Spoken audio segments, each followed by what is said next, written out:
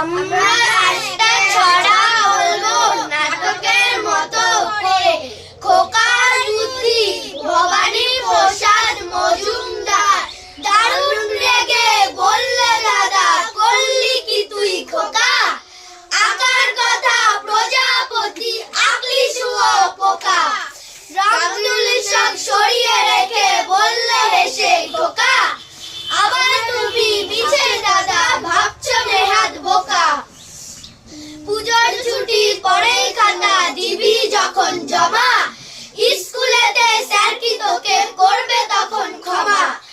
লেখাপড়া কাজে আমি দিলাম ওটো ফাঁকি, এখনো তো পূজার ছুটি 27 দিন বাকি।